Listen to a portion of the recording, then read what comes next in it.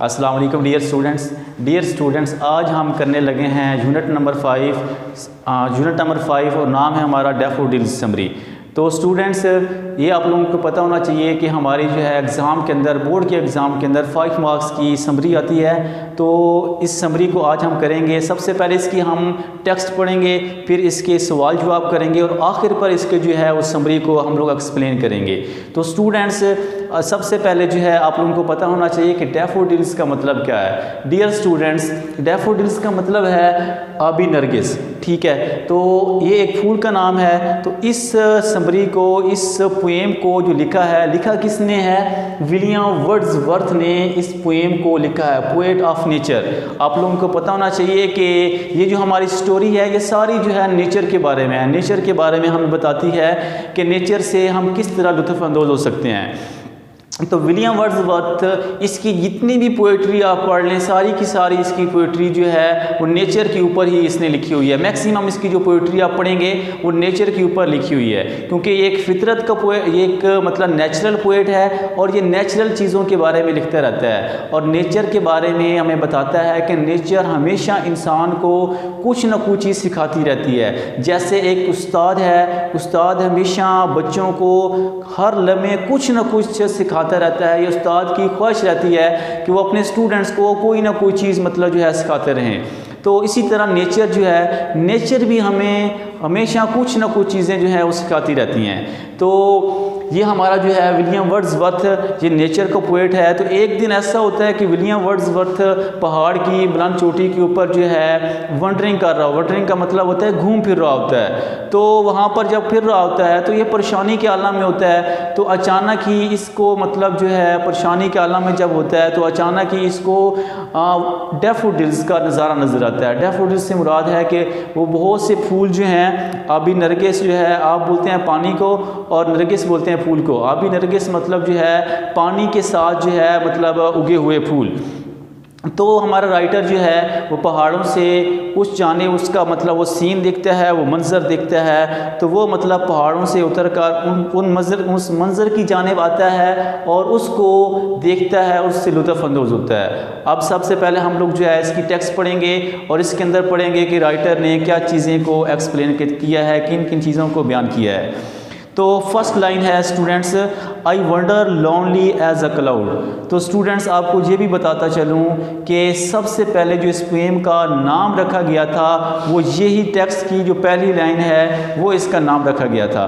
तो बाद में जो है इसका नाम जो है वो डैफोडिल्स रख दिया गया था। मतलब जो है I wander lonely as a cloud, ये जो मतलब लाइन है फर्स्ट पैराग्राफ की फर्स्ट लाइन जो है, इसको मतलब जो है पोएम का नाम सबसे पहले दिया गया था। बाद में इसका नाम चेंज करके तो फिर डैफोडिल्स जो है वो रख दिया गया था। तो सबसे पहले लाइन जो है हम एक्सप्लेन करते हैं, I wander lonely as a cloud. मैं तन्हा, इसका मतलब जो आई वंडर, मैं फिरता रहा, लोनली तन्हा, एज अ क्लाउड, बादलों की तरह। मतलब मैं तन्हा फिरता रहा एक बादल की मानिंद। इसके अंदर मतलब जो है शायर कहता है कि मैं बादल जिस तरह जो है वो घूमते रहते हैं, वो फिरते रहते हैं। राइटर वो हमारा बताता है कि मैं भी जो है बादलों की तरह जो है तन्हा फिरता रहा।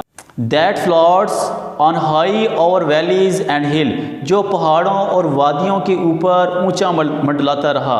व्हेन ऑल एट वंस, फिर अचानक, आई सा अ क्राउड, फिर बिल्कुल अचानक एकदम वो कहता है कि मैंने एक हजूम देखा।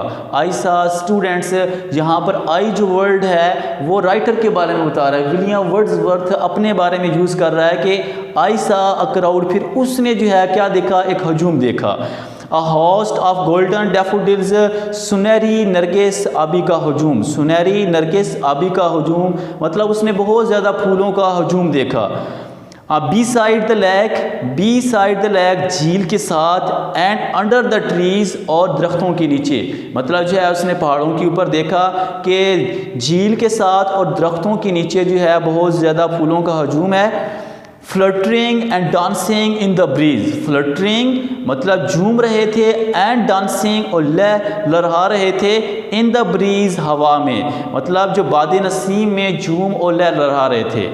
तो ये स्टूडेंट्स हमारा पैसेज नंबर 1 था। इसके अंदर जो है पैसेज 1 के अंदर आप लोगों ने पढ़ा है कि हमारे पोएट ने नेचर के बारे में बात की है, इसके अंदर पहाड़ों का जिक्र हुआ है, आप लोगों ने मतलब जो है झीलों के बारे में देखा है, दरख्तों के बारे में सुना है। तो इसके अलावा आप लोग जो है ब्रीज हवा के बारे में सुना है। तो ये पहले पैराग्राफ के अंदर पैसेज के अंदर जो है स्टूडेंट्स हम लोगों ने जिक्र किया है कि किस तरह जो है हमारे शायर ने मतलब जो है कुदरत के जो दिलकश मनाजिर है उनको मतलब जो है उन्होंने लिखा है। तो ये पैसेज 1 के अंदर था हमारा। तो पैसेज 1 के अंदर हम लोग सबसे पहले एक्सप्लेन करते हैं कि पैसेज 1 के अंदर जो है कौन कौन से हम लोगों ने ड्राइमिंग वर्ड्स पढ़े हैं। तो ड्राइमिंग वर्ड्स और those words that have same ending sound, मतलब स्टूडेंट्स के रैमिंग वर्ड्स वो अल्फाज होते हैं जिनके आखिर जो है लफ्ज़ जो है वो एक जैसे होते हैं। मतलब हम आवाज़ अल्फाज को हम लोग क्या बोलते हैं, रैमिंग साउंड बोलते हैं, रैमिंग वर्ड्स बोलते हैं। तो स्टूडेंट्स इस पैसेज 1 के अंदर हम लोगों ने जो रैमिंग वर्ड्स पढ़े हैं, रैमिंग वर्ड्स जो आए हैं उसके अंदर मतलब क्लाउड है और क्राउड है। इसके अंदर डियर स्टूडेंट्स आप लोगों को जैसे कि मैंने बताया है कि इनकी दैट है सेम एंडिंग साउंड, कि इनकी जो आखिरी साउंड होती है वो बिल्कुल मतलब सेम होती है, एक जैसी होती है। तो इसके अंदर जैसा कि आप लोगों ने पढ़ा है कि क्लाउड वर्ड है, क्लाउड की आखिरी साउंड आप लोग देखें और क्राउड ये आखिरी देखें, इसकी आखिरी जो मतलब एंडिंग साउंड है वो एक जैसी है।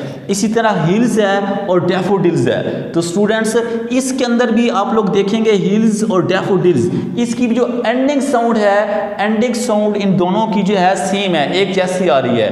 तो एक जैसे अल्फाज हम अल्फाज को हम लोग क्या बोलते हैं, रैमिंग वर्ड्स बोलते हैं। तो नीचे जो है ये 3 वर्ड्स जो हैं ये फर्स्ट पैसेज के अंदर जो है बयान किए गए हैं जो रैमिंग वर्ड्स के तौर पर आए हैं। और नीचे है ट्रीज और ब्रीज, ट्रीज और ब्रीज, इसकी भी आप लोग देखें कि एंडिंग जो साउंड है वो एक जैसी आ रही है। तो ये हमारे था ये पैसेज 1 के अंदर ये रैमिंग वर्ड्स यूज़ किए गए हैं। तो रैमिंग वर्ड्स की आप लोगों को मैंने डिफिनेशन भी बता दी है।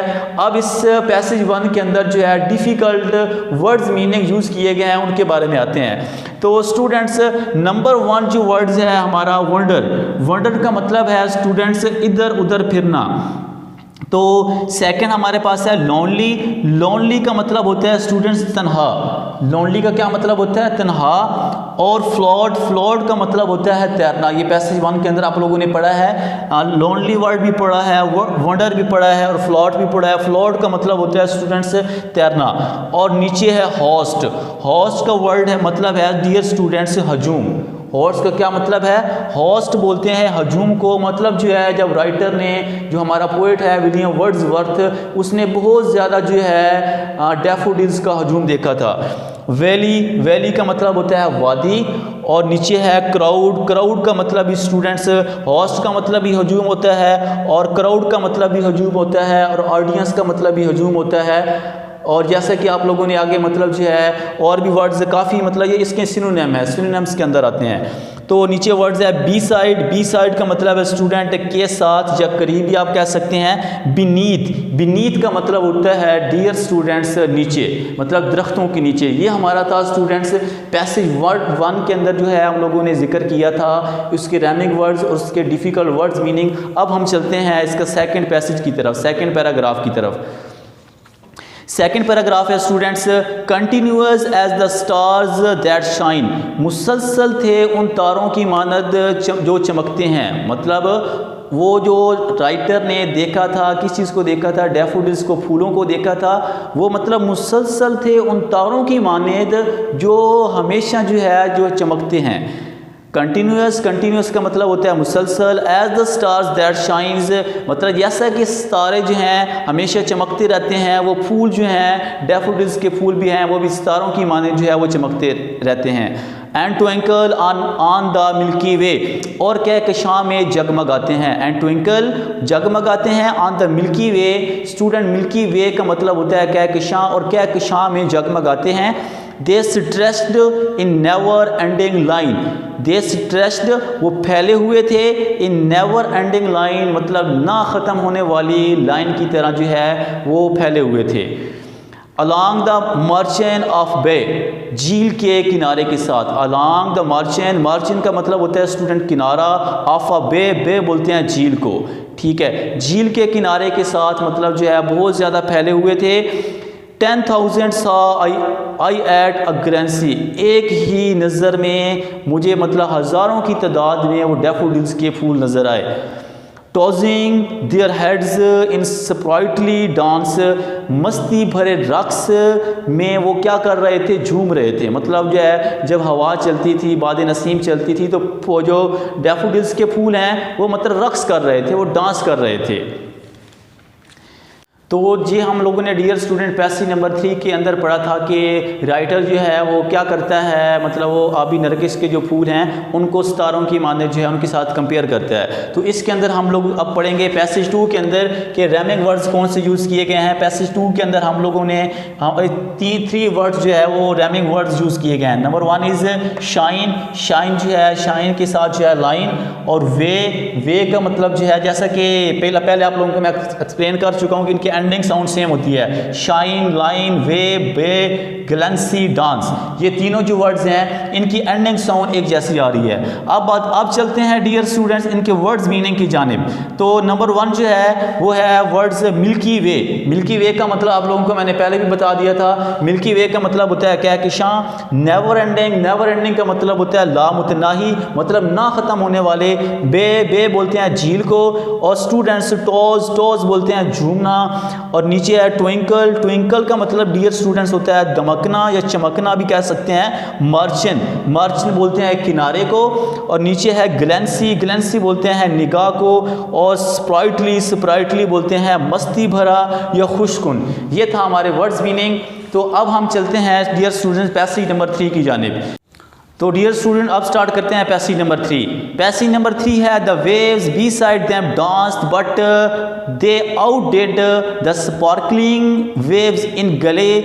उनके करीब ही मतलब जो लहरें हैं, फूलों के करीब जो लहरें हैं वो डांस कर रही थी। मतलब जो आप कह सकते हैं, मगर वो सबकत ले गए थे खुशी में उनकी दमकती लहरों से। मतलब जो फूलों की जो मतलब वो जिस तरह लहरा रहे थे, वो मतलब डांस कर रहे थे, तो उनकी मतलब वो सबकत ले गए थे। A poet could not be but गए, खुश हुए बगैर जो एक शायर जो है वो इस नज़ारे से खुश हुए बगैर नहीं रह सकता। In such a jocund company I gazed and gaze but little thought. वो कहता है कि मैं देखता रहा, बस देखता रहा, बिल्कुल ना सोचा कि ये मंजर मेरे लिए कितनी बड़ी नेमत हो सकता है। वो कहता है कि ये जो but little thought what wealth the show, ये जो मंजर है कितनी बड़ी दौलत हो सकता है। टू मी हैड ब्रॉट, जो मेरे लिए इतनी बड़ी नेमत लाया है। वो कहता है मैं इमेजिन भी नहीं कर सकता, मैं तसव्वुर भी नहीं कर सकता।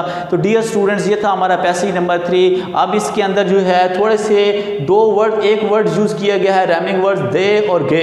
ये रैमिंग वर्ड्स है, उसके वर्ड्स मीनिंग है आउट डू, सबकत ले जाना, स्पार्कलिंग चमकती, और गे बोलते हैं खुशी को, और कंपनी बोलते हैं सोबत को, गली, जौकंड इसका मतलब होता है खुशी, और इसका मतलब होता है जौकंड का मतलब होता है खुशकुन। ये था डियर स्टूडेंट्स हमारा पैसेज नंबर 3। अब हम चलते हैं, हमारा लास्ट पैसेज है पैसेज नंबर 4, उसकी जानिब चलते हैं। तो पैसेज नंबर 4 है हमारा for oft when on my couch lie. वो कहता है क्योंकि अक्सर जब मैं अपने बिस्तर पर लेटता हूँ, इन वीकेंड और इन पेंसिव मूड, मतलब खाली ज़हन के साथ या गमगीन सोच के साथ, दे flash upon that in world I, अचानक वो मेरी चश्मे तसव्वुर में मतलब जो है आ जाते हैं। मतलब वो जो फूल हैं वो मेरे माइंड के अंदर आ जाते हैं। Which is the bless of solitude, जो कि मेरे लिए तन्हाई में राहत है। मतलब वो जो मंजर है वो तन्हाई में मेरे लिए राहत है। And then my heart with pleasure fills and dance with the daffodils, और जो मेरा दिल है वो खुशी से मतलब लिब्रेज हो जाता है जब उसका तसव्वुर जो है मैं अपने माइंड के अंदर लेकर आता हूँ, उन फूलों का तसव्वुर अपने माइंड के अंदर लेकर आता हूँ। तो राइटर कहता है कि मेरा दिल जो है वो खुशी से भर जाता है। तो इसके अंदर लास्ट पैसेज हमारा है, रैमिंग वर्ड्स यूज़ किए गए हैं लाई और आई, और नीचे है मूड और सॉलिट्यूड, फिल्स और डैफोडिल्स। ये हमारे जो है तीनों की तीनों जो है राइमिंग वर्ड्स यूज़ किए गए हैं। अब हम इसकी वर्ड्स मीनिंग की जानिब आते हैं। वर्ड्स मीनिंग है ऑफ्ट, ऑफ्ट का मतलब होता है अक्सर, वीकेंड, वीकेंड बोलते हैं खाली को, और स्टूडेंट्स जो है फ्लैश, फ्लैश का मतलब होता है समा जाना, सॉलिट्यूड, सॉलिट्यूड बोलते हैं तन्हाई को, और हमारा जो है आखिरी वर्ड है पेंसिव, पेंसिव बोलते हैं गमगीन सोच में। तो डियर स्टूडेंट्स, ये हमारी थी आज का लेक्चर। तो आई होप इसकी आपको